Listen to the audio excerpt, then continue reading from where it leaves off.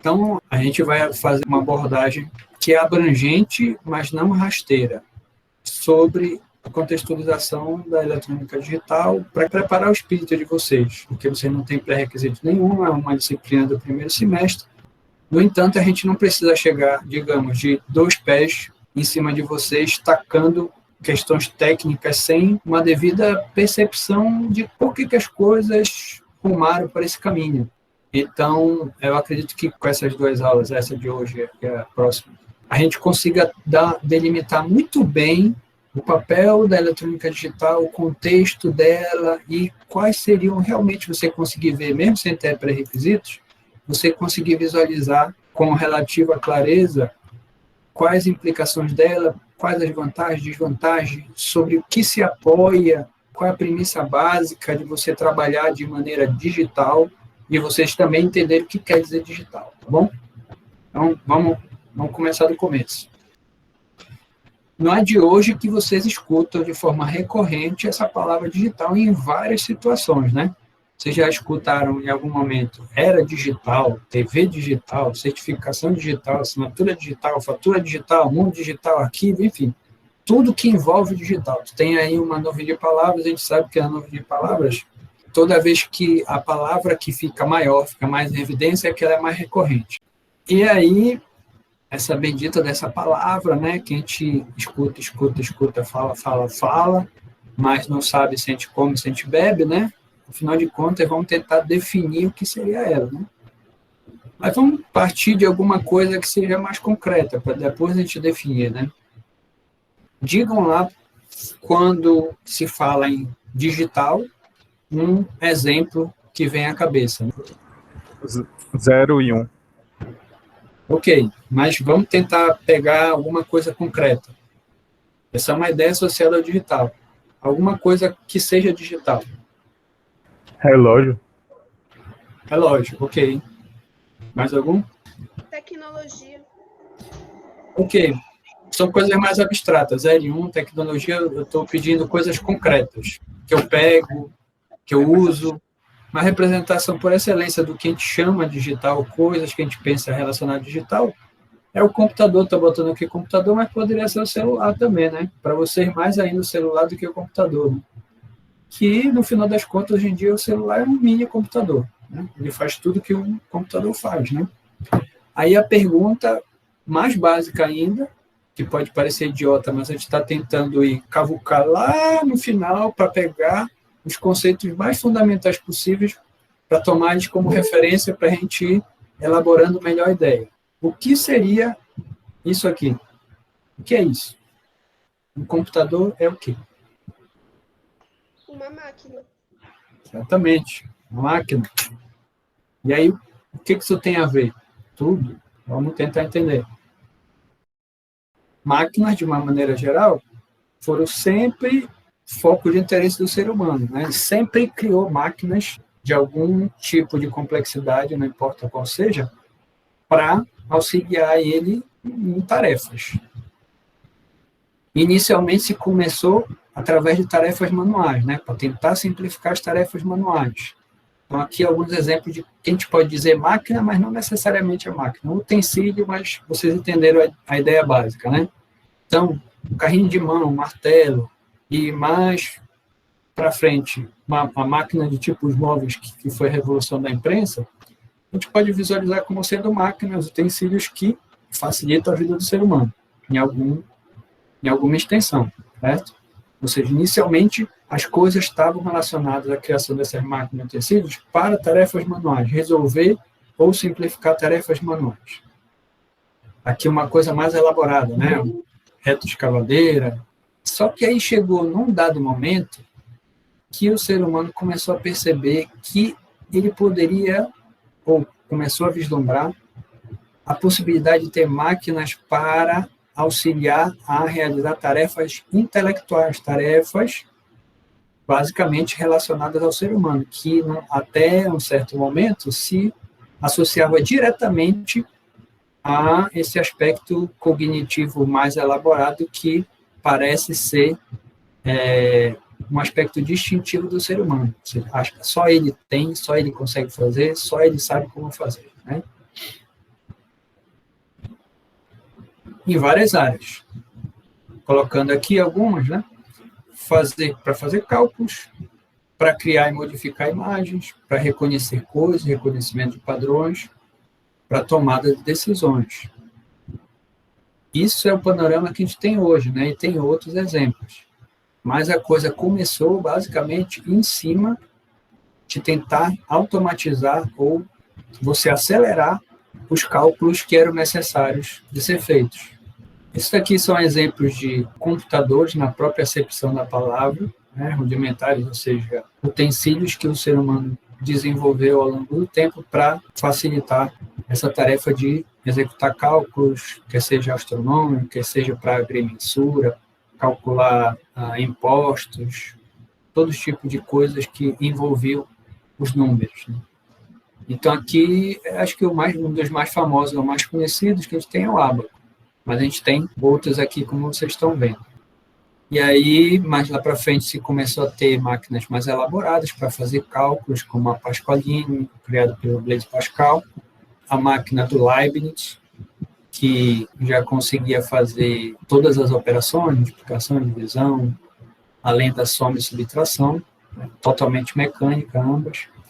E mais lá na frente, na virada do século XIX, acho que era início do século XX, se desenvolveram os chamados analisadores diferenciais, que eram estruturas mecânicas extremamente elaboradas, mas que conseguiam fazer cálculos absurdamente complexos, como, por exemplo, integração, diferenciação, cálculo avançado, com uma precisão enorme e totalmente mecânica.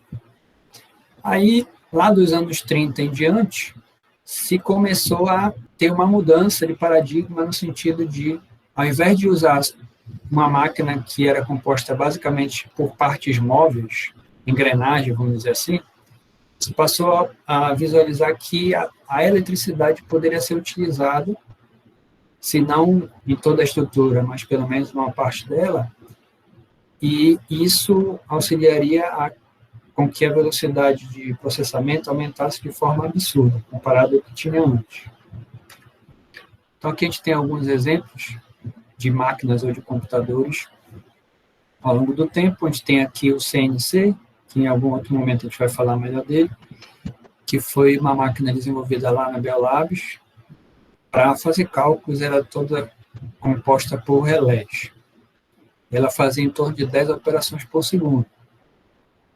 Relés são componentes, ou são dispositivos eletromecânicos, ou seja, utiliza a eletricidade, mas ainda tem partes móveis. Aí, por que partes móveis é um problema? Porque, além dela poder quebrar ao longo do tempo, por esforço repetitivo, você também tem a questão da própria inércia.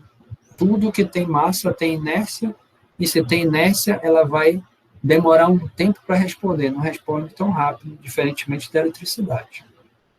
Depois se teve o ENIAC, que foi lá no finalzinho da Segunda Guerra, eles começaram a desenvolver, era uma calculadora, vamos dizer assim, gigante, para fazer os cálculos balísticos, e aí a coisa já aumentou exponencialmente, né, a quantidade de operações que ela podia fazer.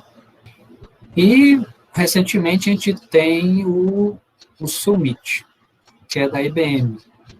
Até onde eu sei, é o computador até hoje mais potente que tem, tirando de lado os computadores quânticos. E aí é possível dele fazer 200 mil trilhões, né, ou 200 quatrilhões de operações por segundo. Bom, vamos dar uma olhada aqui num vídeo que fala o contexto do ENIAC, que eu acho que é bem instrutivo, e a gente pode pegar alguns elementos de lá para a gente continuar essa discussão. Então, só falando aqui em linhas gerais, antes de a gente ver o vídeo, o ENIAC é uma sigla para esse termo aí, Computador e Integrador Numérico Eletrônico. Ele foi o primeiro, tem uma controvérsia aí, alguns dizem que ele não era computador, ou ele era simplesmente uma calculadora muito grande, outros dizem que ele era, enfim, a gente não precisa se deter nesses detalhes, desses preciosismos. É tido por várias pessoas como o primeiro computador programável, totalmente eletrônico, não tinha partes móveis. E aí essa sala inteira, que a gente só está vendo um pedaço dela, era o ENIAC. Tinha em torno de 30 toneladas e 180 metros quadrados. pessoal disse que toda vez que eles iam fazer um cálculo muito elaborado, a energia da cidadezinha onde ele ficava caía. Engineers labored to build another computational device, a machine which would directly influence the design of all future computers. America was a powerhouse producer of war implements, but by 1943 there was a critical shortage of a surprising component of the war machine: firing tables for artillery pieces. Firing tables allowed gunners to correctly aim their guns in different ranges, altitudes, temperatures, and wind conditions. Human computers frantically worked mechanical calculators to produce charts, but they had a hard time keeping up. During World War II, there were a lot of guns coming off the assembly line. There were a lot of firing tables to be calculated. It was a really big job, and it was slowing down the delivery of guns to the front. To solve the problem, John Mauchly, a physicist from the University of Pennsylvania, proposed building a giant electronic computer that could figure charts in minutes, not hours. The Army, desperate for a device to help them win the war, reluctantly committed to the proposed cost of $500,000. Mauchly and a brilliant graduate student in electrical engineering, Presper Eckert, set to work constructing ENIAC, the Electronic Numerical Integrator and Computer. Many times larger than Colossus, nothing close to ENIAC had ever been conceived. Nearly 100 feet long and weighing 30 tons, it contained almost 70,000 resistors, 10,000 capacitors, 6,000 switches, and 18,000 delicate vacuum tubes. Vacuum tubes burn out just like light bulbs. In a machine that contained 18,000 vacuum tubes, at least one had to be replaced every few minutes. After 2 years of intense work, the team completed ENIAC, 3 months after the Japanese surrender. Although it wasn't finished in time to help win the war, ENIAC was a marvelous machine. It could perform up to 5,000 additions, 357 multiplications, and 38 divisions every second. The interesting thing about the ENIAC was that it had a general purpose capability. It could be reconfigured to solve other problems. And there was never any problem finding work for the ENIAC to do. All the armed services clamored for time on the machine. Industrial customers, university researchers wanted it. So it was kept busy right into the 1950s. By far the most complex machine of its time, ENIAC still lacked many of the qualities of a modern computer. Its memory was very primitive and could only store a maximum of 20 10-digit decimal numbers. It had to be laboriously rewired each time it was programmed and couldn't make logical decisions based on its calculations. But ENIAC had proven that computers could be constructed.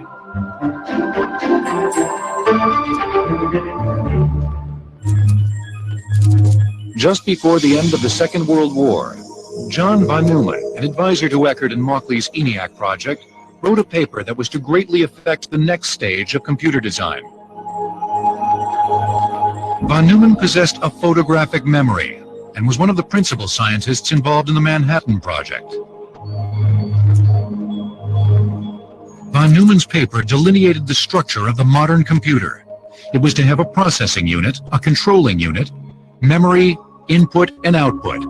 But most importantly, in the evolution of computers, it would hold its programming internally in its memory. Internally held programs give computers their power and versatility, because an internal program can modify what it does based on data or the results of computations.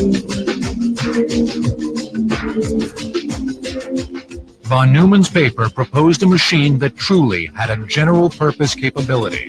In this paper, he described the attributes of the computer, how it ought to be organized logically. That is, it needed to have a central processor where the calculations would be performed. It needed to have a memory where the program and data would be stored. It needed to have an output unit and an input unit of some sort. He laid out the logical plan, the map for a computer, and pointed the direction for the future. The idea for storing programs internally was the last key to developing the true general-purpose computer.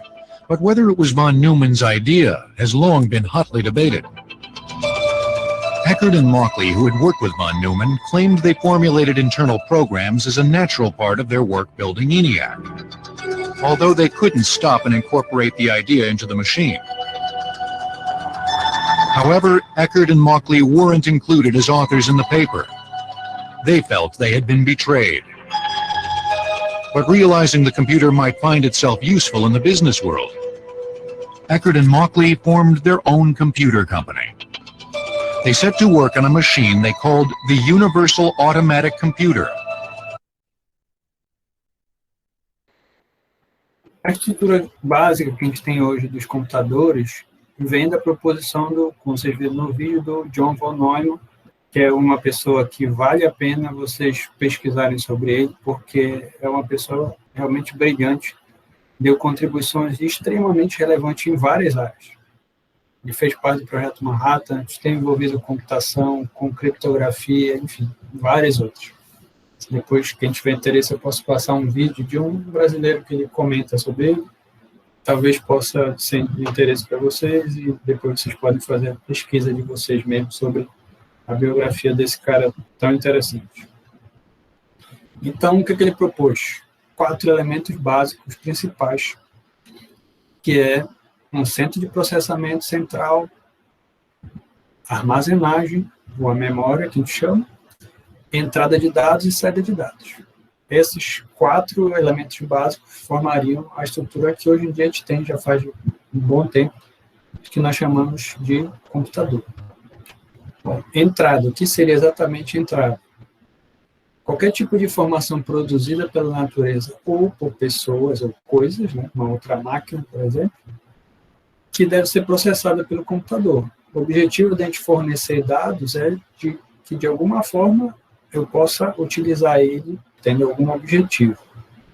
Então, lá nos primórdios, como era a forma de se entrar com dados no computador? Era através dos chamados cartões perfurados, que basicamente eram formados por conjunto de furos e não furos, né, numa determinada ordem, e depois a gente vai entender claramente por que esses furos e não furos podem trazer algum tipo de informação. Hoje em dia, nós temos uma disponibilidade, uma gama enorme de recursos para entrar com dados, desde os sistemas mais clássicos, com o mouse e o nosso teclado, mas você pode também ter telas sensíveis ao toque, leitores de impressão digital, câmera, microfone, e tantos outros. E aqui eu estou colocando uma forma mais moderna, digamos assim, de cada um desses elementos. No caso aqui de entrada, eu achei esse carinha aqui interessante, é um mouse, só que ele é um mouse integrado que você põe como se fosse uma luva, aí facilita a vida, digamos assim, porque você, além de teclar, a sua própria mão já serve como mouse, principalmente esses 2 sensores aí que ficam nos 2 dedos maiores, e embaixo, perto do polegar, você tem que seria o sistema óptico para você se achar, vamos dizer assim, no espaço. Aqui tem uma outra forma moderna de entrada, que seria esses capacetes que, para fazer o controle do PC ou qualquer outra máquina por ondas cerebrais, né? Ou seja, alguma forma de leitura das ondas cerebrais, dos padrões cerebrais, que identificam algum tipo de comando que você esteja querendo dar. Falando de armazenagem agora, ou de memória, o que viria a ser o ato de guardar ou manter os dados de entrada, ou o resultado de um dado processamento dos dados de entrada. Lá no início, e até hoje, né, se utiliza em algumas situações das fitas magnéticas para armazenagem de grande quantidade de dados. Hoje em dia, nós temos, inclusive até tenho que atualizar essas figuras aqui, né, que isso hoje em dia já está um pouquinho ultrapassado, né? A gente não utiliza mais CD, nem pendrive praticamente não existe mais, o HD já está sendo substituído pelo SSD, mas essas seriam algumas opções que a gente ainda tem por aí. Formas modernas de armazenagem, que você já deve utilizar, e que a gente vai utilizar na nossa sala de aula virtual, é a armazenagem nuvem, onde você joga os seus dados para um servidor que sabe-se lá onde está, mas pouco importa, porque você vai ter acesso a ele através da internet, então é como se você estivesse acessando uma extensão do teu HD. E uma outra que a gente pode falar e que está sendo cada vez mais utilizada é o QR Code, em que através desses quadradinhos aí, a gente consegue armazenar informação. Quem tiver aí com o seu celular do lado, leia o QR Code e me diga o que está escrito aí. Leia para todo mundo, abre o áudio e leia para todo mundo. Só estou querendo testar essa possível de gerador de QR Code disponível no site. Quando eu tiver alguma informação que preste de verdade, eu divido com vocês através desse raio de código. Posso falar que o QR Code é um tipo de código 2D, pois usa os dois eixos para guardar a informação. Um avô dele é o código de barras, que guarda muito menos informações, já que é um código em uma só dimensão. É isso aí. Então, através dessas duas dimensões aí, altura e largura, você pode guardar a informação dessa forma, através desses quadradinhos aí. Bom, processamento. Basicamente é o ato de manipular dados. Você manipula os dados de alguma forma, por exemplo, para extrair alguma informação dele, ou para gerar uma informação nova, enfim. Algum tipo de manipulação dos dados, é o que a gente chama de processamento, logicamente tendo um objetivo específico. O processamento dos dados se dá pegando informação da memória, aplicando um conjunto de funções ou comandos a eles, aos dados, enviando o resultado para a memória ou para a saída.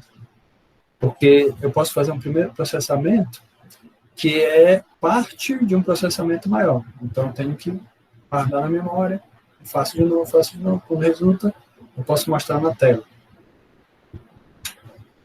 E, por fim, a saída, que seria a apresentação dos dados, processados ou não. Eu posso simplesmente mostrar na tela um dado que eu acabei de entrar, como, por exemplo, quando eu estou escrevendo na tela, lá no meu editor de texto, e quando eu aperto o A, aparece o A lá. Teve algum processamento? Nenhum. Ele só está mostrando o que tu acabaste de digitar.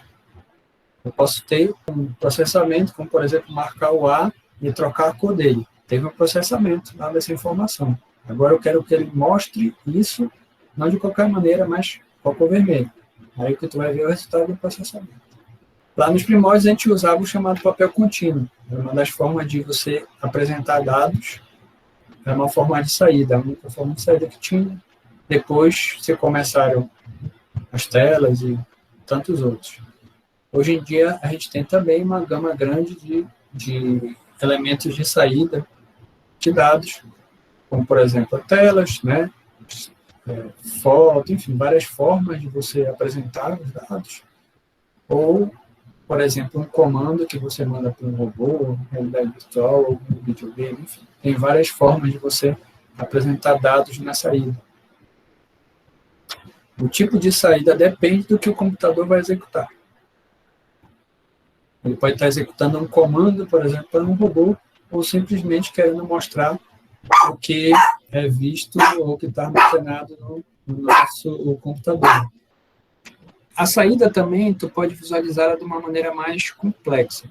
Por exemplo, se tu tem interligações de máquinas de computadores, o que é saída para um pode ser entrada para o outro. Então, isso é muito comum, por exemplo, quando a gente está fazendo acesso à internet. Eu tenho o meu PC e lá do outro lado do mundo eu tenho um servidor da Google, estou fazendo uma pesquisa nele. E aí o que acontece? A minha requisição de página é saída para o meu computador, mas vai ser entrada para algum elemento da rede que seja intermediário entre esses dois extremos. E aí, essa requisição chega lá para o servidor da Google e também ele vai ser entrada. A resposta do servidor vai ser saída para ele, mas vai ser entrada para o meu PC. Então, o que é saída, o que é entrada, depende, vamos dizer assim, do referencial que você adota. Bom, forma moderna de saída. A gente tem, por exemplo, as impressoras 3D, né? Então, revolucionando aí em todos os sentidos, desde coisas básicas, como fazer um brinquedinho, até coisas mais elaboradas, como fazer uma casa inteira, né? Já tem alguns projetos que os caras fizeram a casa inteira com uma impressora 3D industrial, vamos dizer assim. E a gente tem também a realidade aumentada, que é aquela que você, digamos, você pega o seu celular, você aponta para um ambiente real, só que lá no ambiente real, através da tela do teu celular, ou teu computador, enfim, tu vai poder ver outras informações que sem ele tu não verias. Como, por exemplo, o Pokémon GO, que vocês com certeza já jogaram em algum momento. Aí você pode ter uma situação em que você está numa praça e você aponta, por exemplo, o seu celular para um determinado coreto, e aí na tela do teu PC, do teu celular, vai aparecer informações sobre aquele coreto. Ah, nesse coreto, sei lá, Dom Pedro I passou e fez o primeiro discurso dele depois que ele declarou a independência do Brasil. Alguma coisa assim. Bom, representação e manipulação dos dados, que é o aspecto mais interessante para a gente. Os computadores vão lidar com vários tipos de informação. Vocês escutam música pelo celular, vocês acessam os materiais das disciplinas que vocês vão cursar, vocês mandam uma mensagem no grupo falando mal do Roberto, vocês fazem um cálculo para saber se vocês vão poder pedir fazer uma vaquinha para alguém sobre alguma coisa, enfim. Ou seja, cada uma dessas informações são informações essencialmente diferentes, mas elas são trabalhadas, processadas pela mesma farinha. Então, a pergunta óbvia é como é possível uma única máquina ser generalista a um ponto de poder lidar e processar adequadamente com vários tipos, várias fontes de informações completamente diferentes uma da outra. Como é que a gente faz isso? A gente adota uma única forma de representar esses dados, não importa que tipo seja, não importa se é uma música, não importa se é um áudio, se é um vídeo, se é uma imagem, se é um texto, pouco importa. A gente adota uma forma única de representar isso. E aí, uma vez que eu transformo todas essas fontes diferentes para uma única forma, eu só preciso ter uma única estratégia para manipular esses dados. E mais do que isso, essa forma de representar os dados, ela tem que ser de tal maneira que seja fácil da máquina entender, manipular e armazenar, e ela deve ser também convertida de volta para um desses aspectos de maneira simples também. Porque quando o celular, por exemplo, ele processa um áudio, por exemplo, tu grava a tua voz e tu faz um processamento para a tua voz ficar, parece de criança, para te mandar lá no teu grupo de WhatsApp. Quando tu vai mandar lá, essa informação processada que está nesta forma única, ela tem que ser revertida o processo para que os teus amigos escutem a tua voz de novo.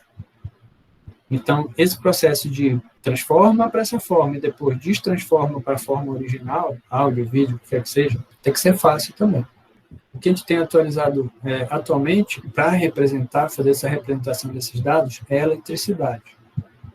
Através de eletricidade, a gente representa todas essas expressões, vamos dizer assim, humanas. Ou seja, a gente pega informações de origens diversas, com características diversas, a gente transforma para um sinal elétrico e este sinal elétrico vai ser processado de forma digital.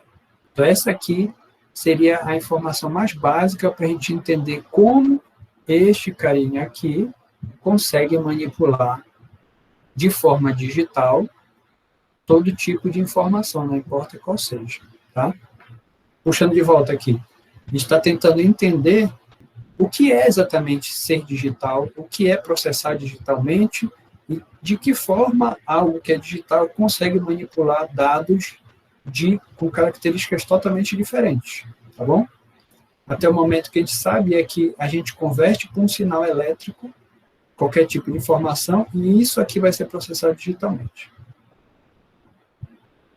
Bom, uso da eletricidade na representação e manipulação dos dados. Como será exatamente esse sinal elétrico? Ou seja, que tipo de sinal elétrico eu utilizo para fazer a representação dos dados? Eu posso ter dois tipos.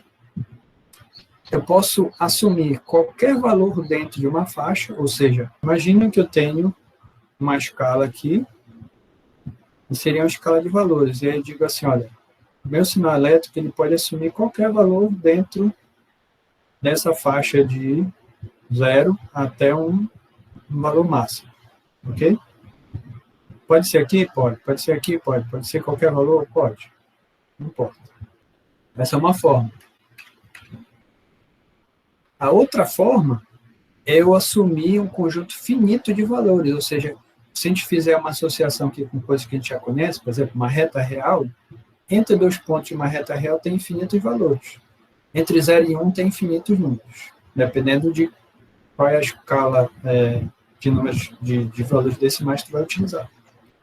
Essa seria a primeira abordagem. A segunda abordagem é dizer assim, olha, dentro deste intervalo aqui, eu só vou ter, sei lá, esse conjunto de possibilidades.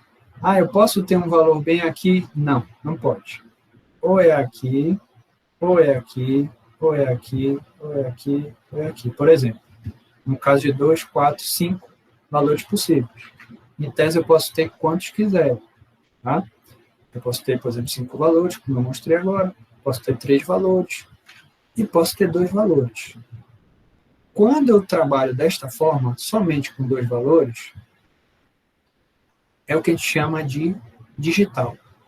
Então, representação digital é quando eu vou representar, não importa o que seja, somente através de 2 possibilidades ou 2 níveis de tensões possíveis. E quando é analógico, é quando eu tenho dentro de uma faixa limitada, ela não pode ser ilimitada, mas dentro de uma faixa limitada, eu posso assumir qualquer valor aqui dentro. É permitido. É o que a gente chama de analógico. Tá? A gente está botando aqui as pecinhas do quebra-cabeça. A gente está naquele nível assim, ok, eu estou acompanhando a ideia, mas eu ainda não consigo perceber os detalhes. É lógico, a gente ainda não deu todos os detalhes. Mas, bora ir guardando, colocando marcos aqui na nossa argumentação, para a gente ir depois elaborando cada um deles de forma melhor. Beleza. Antes da gente voltar para essa questão mais técnica e entender exatamente como é que a gente usa a eletricidade, a gente vai fazer uma analogia com coisas na qual eu espero que fique claro como é possível, mesmo utilizando só 2 possibilidades, ainda assim eu consigo representar com qualidade, com riqueza de detalhes, qualquer tipo de coisa, qualquer tipo de informação, ok? Bora acompanhar aqui. Imagina que eu vou te dar a tarefa de fazer um desenho de uma árvore, e aí eu te dou uma paleta de lápis de cor, imagina que você tem muito mais do que está aparecendo aí, né, uma quantidade enorme de todas as cores possíveis para ti, e um caderno de desenho para te fazer desenho, e aí tu é um cara muito bom, tu faz esse desenho aí bonito, né, com riqueza de detalhes. E aí o que a gente vê nessa figura? Primeiro, a gente vê uma multiplicidade de cores, os traços são contínuos. Agora, imagina que eu te desse a mesma tarefa, só que dissesse assim, pegasse os lápis, pegasse o papel e te desse um saco de moeda, te dissesse assim, ó, tá aqui, um saco de moeda para ti, e eu te desafiasse a fazer exatamente o mesmo desenho, ou o melhor que tu puder, de uma árvore, só que usando moedas. Pergunta, seria possível fazer isso? Seria possível, mas não com o mesmo nível de detalhamento. Vamos ver. Alguém discorda? Professor, eu acho que, tipo assim, cores são cores, moedas são moedas, né? Não são conjuntos diferentes. É essa a questão que eu estou pondo aqui. Pode ou não pode fazer um desenho com moedas? Eu acho que não. Ok. Eu acho que ele consegue, mas não vai ser assim. Moedas só tem cara e coroa, né? Certo? Sim, mas eu acho que não vai conseguir fazer o mesmo nível de, como posso dizer, jogo de cores que ele usou lá. Talvez tenha o mesmo formato e, dependendo da distância, quantidade usada, pode ser que consiga formar um desenho, uma imagem, com várias milhares de A moedas. questão das cores que eu coloquei aqui, a gente consegue visualizar que cores exatamente não dá para reproduzir com esse tipo de moeda, né? Isso daí parece ser intuitivo, lógico de ver, tá? Mas eu estou me focando nesse aspecto de você ter um desenho que ele tem multiplicidade, tem uma riqueza de informação. Os traços são contínuos, você tem uma variação de nuance de...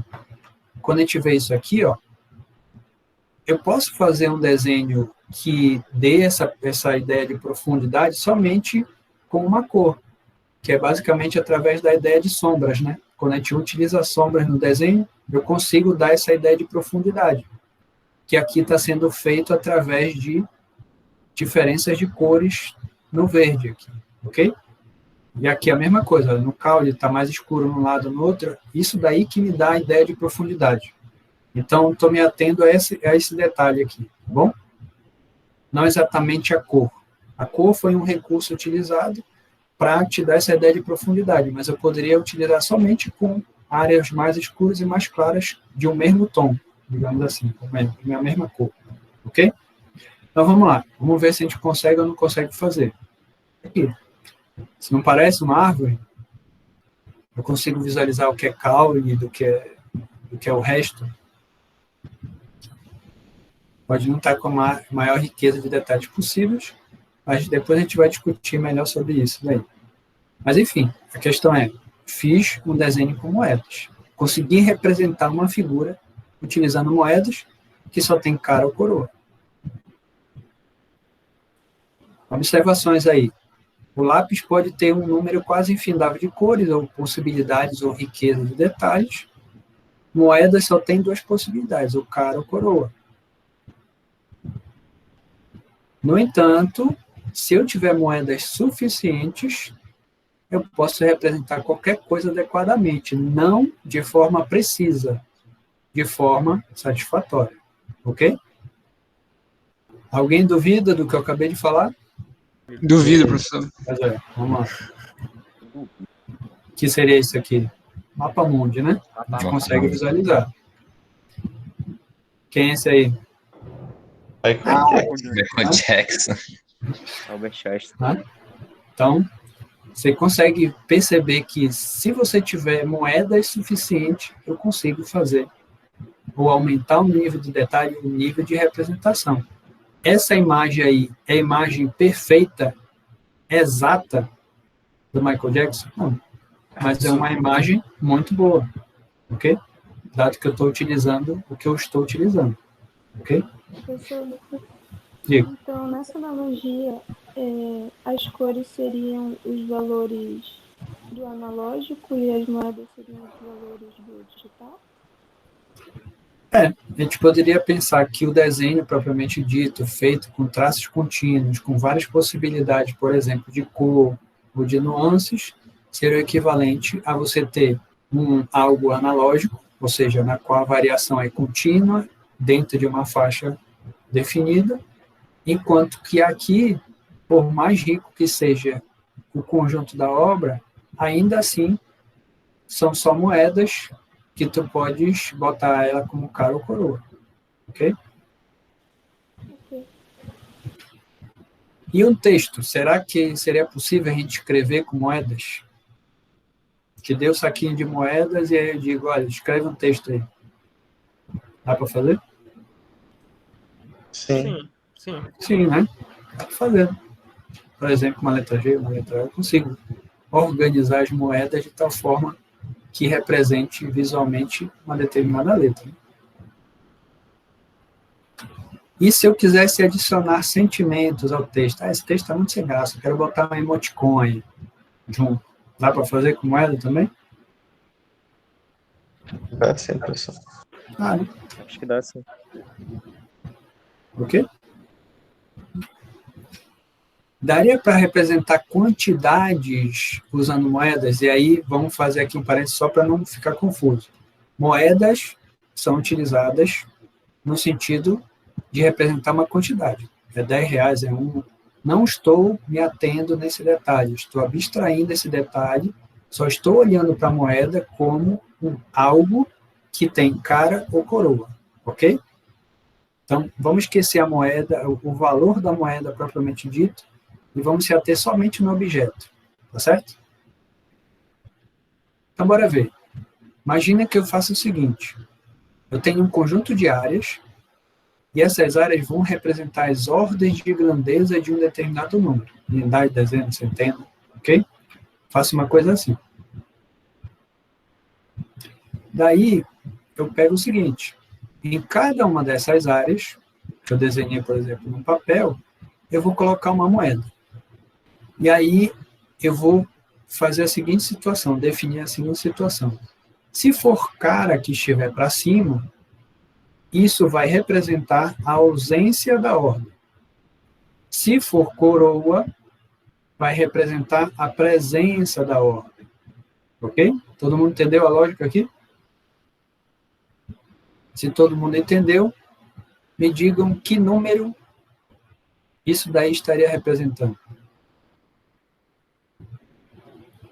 Presença da unidade, certo? Cara. Presença da dezena, presença da centena, ausência de milhar, não é isso? Então, consequentemente, seria 111, né? Vocês conseguem visualizar aqui também que não dá para representar todas as possibilidades de números aqui. Não vamos entrar em detalhes por agora, eu só quero que vocês consigam visualizar essa aparente contradição que tem entre eu usar coisas que só tem 2 estados e ainda assim, com isso, eu consegui representar todo tipo de informação possível e imaginável, de maneira adequada. Então, vamos lá, resumir. Uma moeda só tem 2 faces. Ou seja, eu posso dizer que ele é um objeto binário, só tem 2 possibilidades. Mas pode ser usada para representar coisas muito complexas, relacionadas aos seres humanos. Se houver moedas suficientes para tanto. Aí eu posso simplificar mais ainda, pegando só as partes em vermelho, e dizer assim, uma moeda é um objeto binário, mas pode representar coisas muito complexas se houver moedas suficientes. E aí, agora sim, vamos pegar o gancho disso aqui e vamos generalizar. Vamos criar uma camada de abstração aí e dizer assim, tudo bem, eu entendi com moedas, mas se existirem outras coisas com o mesmo caráter binário, eu posso utilizar elas ao invés de moedas. Essa ideia aplica-se a qualquer coisa que tenha um caráter binário, qualquer coisa. Incluindo um sinal elétrico que só tenha duas possibilidades de valor instantâneo. Vamos seguir agora. Uma vez que essa analogia, essa percepção de como é possível utilizar coisas binárias, agora vamos para o tecnicismo, vamos voltar agora para o lado técnico, propriamente dito. Mas agora com a percepção clara de como a coisa funciona. Então vamos lá, vamos definir as coisas agora. O que seria um sinal analógico? É uma grandeza, né, que pode assumir qualquer valor dentro de uma escala contínua. Então imagina que eu tenho uma escala de temperatura, que, por exemplo, está relacionada ao meu termômetro. Ele só vai de 0 até 100, mas não passa disso. Mas dentro dessa escala, o meu termômetro, ele pode apresentar qualquer valor dentro dessa escala. Ou seja, a faixa de variação que ele tem dentro dessa escala, desses limites, é contínua. E aí imaginem, por exemplo, que eu uso esse termômetro para fazer a medição, por exemplo, de uma sala ao longo do dia. E aí eu começo a medir, faço as medições, deixo lá ele medindo e eu vou registrando os dados. E aí lá por volta do meio-dia, 1h, é a hora que tem pico, depois se reduz, enfim. A temperatura ao longo do tempo, no caso da sala, é uma grandeza contínua. Ela varia de forma contínua, tanto no tempo quanto no seu valor instantâneo. Pode assumir qualquer valor. Tá? E aí, um sinal analógico na engenharia elétrica é o quê? É lógico que é uma grandeza de cunho elétrico. Engenharia elétrica vai trabalhar com grandezas elétricas. Engenharia mecânica vai trabalhar com grandezas mecânicas. Então, um sinal analógico para engenheiro elétrico, logicamente tem que ser um sinal de cunho elétrico, variando em função de uma ou mais grandezas de cunho não elétrico, como, por exemplo, o tempo. Eu posso pegar e medir a tensão na minha tomada ao longo do tempo, ou medir a tensão em relação a outra tensão, para saber a diferença que tem entre elas, enfim. Qualquer coisa desse tipo, mas desde que seja uma grandeza elétrica. Uma representação análoga de uma grandeza de interesse. O que acontece? A gente acabou de falar que, no nosso caso específico eletrônica digital, a gente vai representar coisas, como, por exemplo, uma onda mecânica da voz, através de um sinal elétrico. O sinal analógico, na engenharia elétrica, a gente pode dizer que ele pode ser tanto um sinal autocontido, ou seja, ele próprio é informação, como, por exemplo, eu estou medindo a tensão na minha tomada, ela própria é informação, o que eu estou medindo. Ou ela pode ser uma representação análoga de outra coisa, como, por exemplo, quando eu tenho um sinal elétrico que representa a minha voz. O que o microfone faz é converter ondas mecânicas em variações de um sinal elétrico. As variações que eu enxergo no meu sinal elétrico estão em proporção com as variações da onda mecânica que eu estou gerando através da minha voz. Quando a minha voz é mais alta, o sinal varia maior. O sinal elétrico que está sendo jogado para dentro do computador, ele vai variar mais se eu falar mais devagar, mais pausadamente, mais de forma calma. O sinal que está sendo captado pelo computador também vai variar de maneira mais calma. É justamente o que está sendo mostrado aqui, ó. Tem o que a gente chama de transdutor, que converte ondas mecânicas em um sinal elétrico, que depois isso é amplificado e jogado no alto-falante. E o alto-falante também é um transdutor, só que ele faz o processo inverso. Ele pega um sinal elétrico e converte para ondas mecânicas. Tá?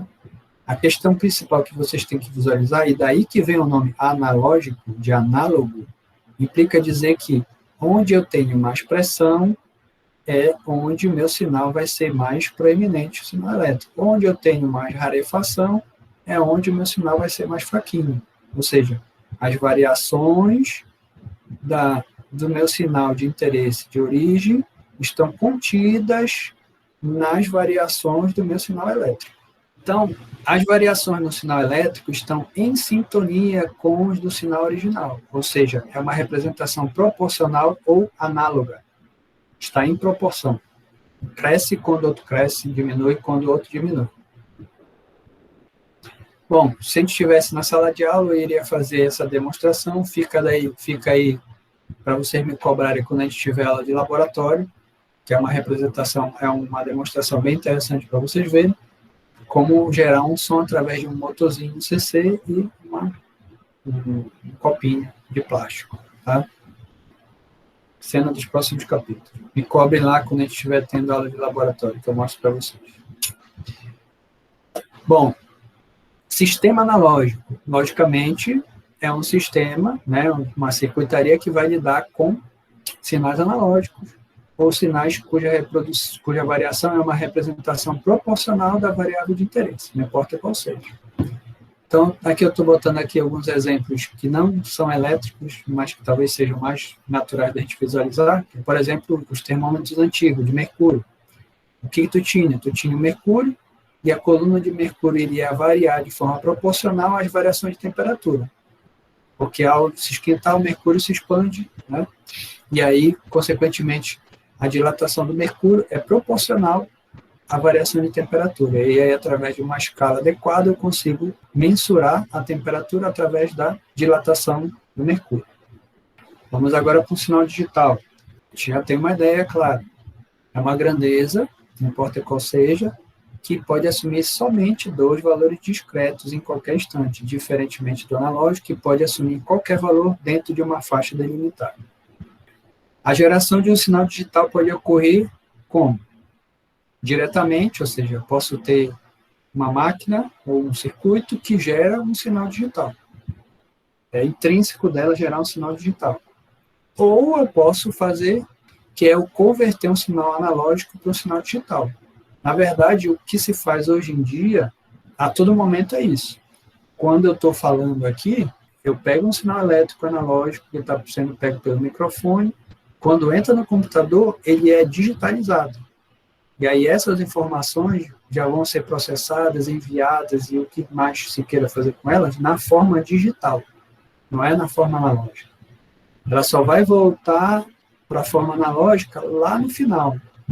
Na maioria dos casos, já faz um tempo que é assim, a gente tem basicamente entrada e saída sendo analógica, porque é interação com o ser humano. O ser humano trabalha de forma analógica, entende as coisas de forma analógica. Mas todo o processamento é feito de forma digital. Então, vamos ver essa questão específica aí, de converter um sinal analógico para um sinal digital. Tem 3 passos, basicamente. Primeiro, eu vou ter que amostrar o meu sinal analógico, depois eu vou ter que quantizar as amostras, e, por último, eu vou codificar as amostras. Vamos ver cada um desses detalhes para a gente entender exatamente o que quer dizer cada uma dessas coisas. Tenho o meu sinal digital. Desculpa, meu sinal analógico está aqui. Sinal contínuo, variando dentro de uma faixa, tudo certo. Ou seja, se eu olhar do ponto de vista puramente matemático, olhando isso daqui como sendo uma variável, isso aqui outra variável, variável tempo, variável pressão sonora, por exemplo, a gente consegue visualizar que ambas são contínuas, porque o tempo ele é contínuo, e também a pressão sonora também vai ser contínua, ok? O que é o processo de amostragem, que é o primeiro desses 3 passos? É quando, ao invés de eu deixar a coisa medindo continuamente, eu vou fazer isso em intervalos regulares, ou seja, do ponto de vista matemático, eu estou discretizando o eixo do tempo. Do ponto de vista mais concreto para a gente, é como se, ao invés de eu colocar um termômetro dentro de uma sala e deixar ele medindo continuamente ao longo do dia, ao invés de eu fazer isso, eu vou fazer a seguinte estratégia, dizer assim, a cada 10 minutos, eu entro na sala, meço a temperatura, saio. Daqui a 10 minutos eu volto de novo, tiro mais uma amostra e volto. E assim sucessivamente, que é o que a gente está vendo aqui. Ou seja, eu pego amostras, é como se eu estivesse tirando fotografias do momento.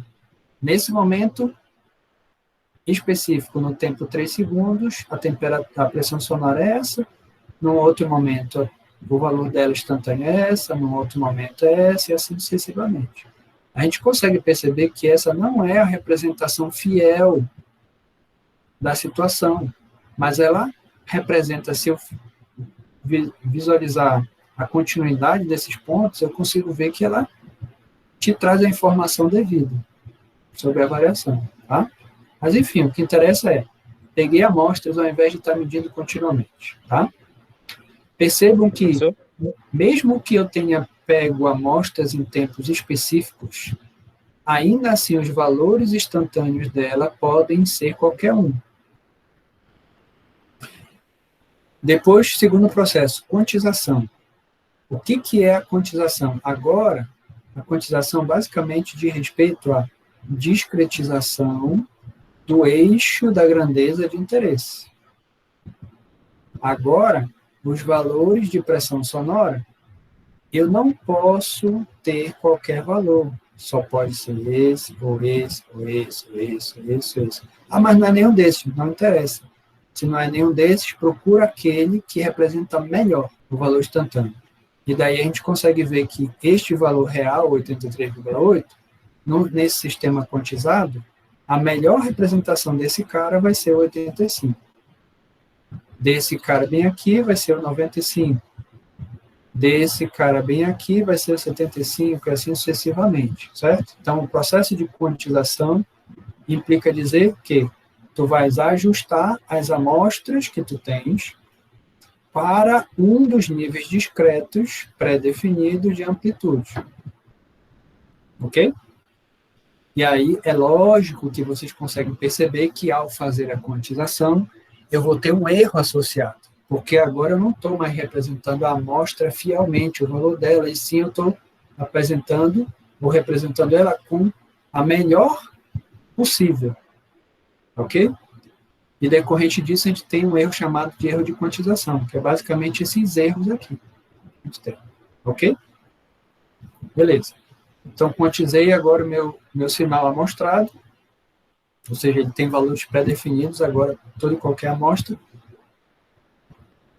E aí a gente vai para o último passo, que é a codificação, que é as amostras quantizadas são descritas de uma forma única. O que eu estou querendo dizer com isso? É como se a gente fosse dar nomes para cada uma desses níveis. Eu vou dizer assim, esse aqui eu vou chamar de João, esse aqui eu vou chamar de José, Maria, Josefina, tal. E aí, o que eu vou mandar de informação no final das contas? Eu vou mandar só, na ordem das amostras, o nome de cada um desses níveis. Então, eu vou mandar Maria, Maria, Maria, Maria, João, José, Josefina, Josefina, Maria, José, e assim vai. Ok? Só que, logicamente, a gente não vai usar nomes. Estou fazendo uma alegoria só para vocês associar as ideias. Na verdade, o que a gente vai fazer? A gente vai pegar um conjunto de coisas binárias com uma determinada quantidade e fazer todas as combinações possíveis delas. Eu estou associando aqui com algo que a gente acabou de usar, que são as moedas, dizendo que se eu tenho 1, 2, 3, 4, 5, 6, 7, 8 níveis de quantização, então eu tenho 8 níveis. E eu tenho coisas que têm duas possibilidades, que é o cara e o coroa, certo? Pergunta: quantas moedas ou quantas dessas coisas eu consigo combinar? É possível combinar para representar 8 possibilidades. Com uma só coisa, quantas possibilidades eu posso representar?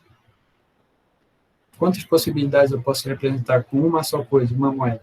2. Só 2, né? E se eu usasse 2 coisas ao mesmo tempo? Quantas possibilidades eu teria? 4. 4, né? Que seria 2 de uma, combinado com 2 de outra, né? E se eu usasse 3? 8, né? Ou seja, eu consigo ver que se eu tiver N coisas, eu vou poder representar o quê? 2 elevado a N, né? Eu consigo ver aqui que 2 elevado a... Isso aqui é igual a 2 elevado a 1, isso aqui é 2 elevado a 2, isso aqui é 2 elevado a 3, né? Uma coisa, 2 coisas, 3 coisas. Então, N coisas. Com N coisas binárias, eu posso representar 2 elevado a N possibilidades. Ok? Tá claro para vocês? Então, é isso que eu estou botando aqui, ó. Se eu usasse 3 moedas, eu conseguiria representar de forma unívoca, ou seja, sem redundância, as 8 níveis de quantização. Esse aqui ia ser chamado de José, que no nosso jargão aqui seria cara, cara, cara, e o último nível seria chamado de, né, de Malaquias, coroa, coroa, coroa. Percebam que a denominação que eu dou, ou a codificação que eu dou para cada um deles é única. Não tem redundância, não tem 2 pessoas sendo chamadas de José. Só tem um cara que é José. E aí, como eu falei para vocês, ao invés de eu dar esses dados aqui, o que eu vou dar vai ser essa sequência. Ou seja, quem é esse cara? Esse cara é o K, o CKC. Então, CKC seguido de quem? CKC de novo, CKC e por aí vai. Esse conjunto de informações aqui, binárias, é que vai ser o teu arquivo digital. As moedas usadas são chamadas de bits no jargão da engenharia. Tá? As coisas binárias que nós utilizamos são bits para representar as coisas.